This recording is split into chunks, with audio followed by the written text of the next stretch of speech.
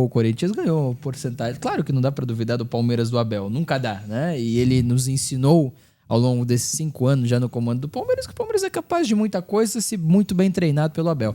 Mas que o Corinthians tem uma vantagem legal pro jogo da volta, ainda mais que nos derbys nessa temporada que tem sido 0-0, muito acirrados, né?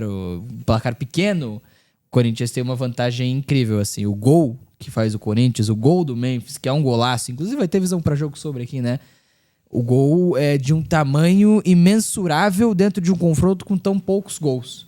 E acho que isso é importante demais pensando no confronto da volta. É um Corinthians que entende que voltar ao que melhor fazia na última temporada é o caminho certo para voltar a crescer com o Dorival Júnior. É um Corinthians que depende de Yuri, Memphis e Garro.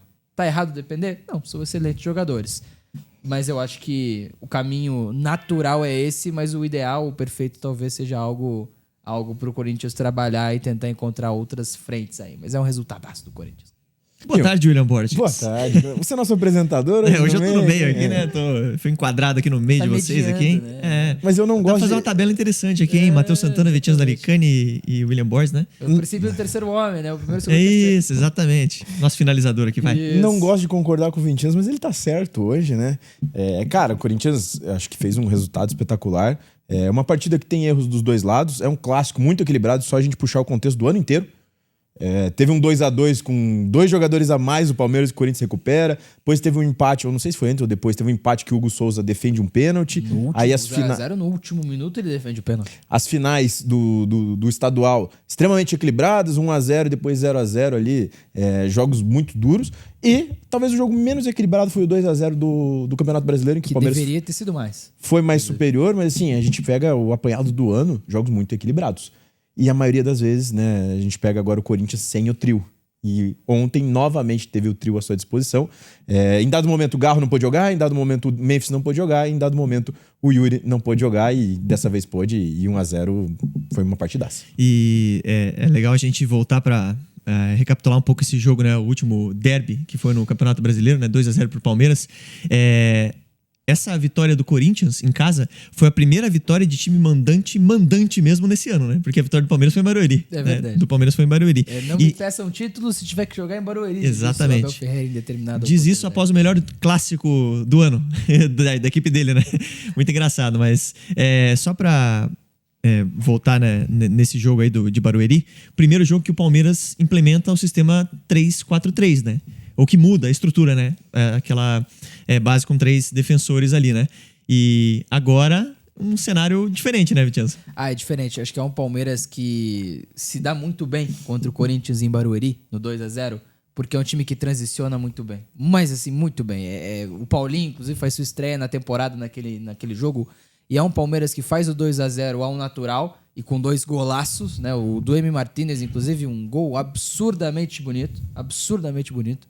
Mas é um Palmeiras que consegue, no segundo tempo, contra-atacar, transicionar, aproveitar da transição e da velocidade dos seus jogadores para gerar muito perigo ao Corinthians naquele momento. Com o Estevão, com o Vitor Roque, com o Paulinho depois, com o Facundo Torres, né?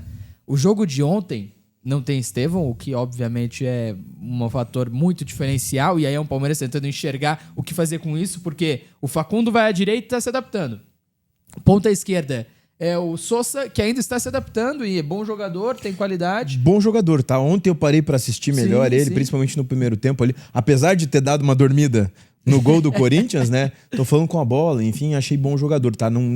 Ainda não tinha visto mesmo um jogo dele pra valer e ontem eu gostei do que vi. Sim. E aí você tem o Sousa se adaptando ainda, é bom jogador, tem boas valências, tem visão pra jogo dele aqui também, mas é um cara que tá se adaptando ainda ao Palmeiras. Você tem o Facundo pela direita, que está se adaptando à função. Quem entra pela esquerda depois é o Alan, né? Que, é muito bom jogador, mas saiu da ala direita, prestando na ponta esquerda agora. E entrou no final. Entrou no final do jogo, claro, mas é um sinal de uma mudança brusca do Abel Ferreira em como ele enxerga as opções ofensivas dele. E aí os caras que mais se destacaram contra o Corinthians na Arena Barueri: Estevão, Vitor Roque, Paulinho. Pelo menos na minha opinião, ofensivamente falando, porque o jogo do Emi Martínez foi embaçado demais. Eu ia citar o Emi, né? Mas ofensivamente. Mas ofensivamente falando, esses caras, o Estevão saiu, né? Foi ao Chelsea. O Vitor Roque tá melhor do que estava, tá? Isso é importante colocar. Muito bem o Vitor Roque ontem, mais uma vez.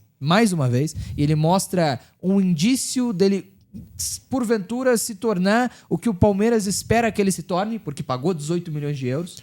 E o Sousa ainda se adaptando, com o Facundo ainda se adaptando. Então, assim, você tem um Palmeiras que não conseguiu ter a principal característica dele, o que fez ele ser muito superior em Barueri na partida de ontem, né? E acho que esse momento entre safra do Palmeiras, entre times do Palmeiras, é natural. Você perde o seu melhor jogador.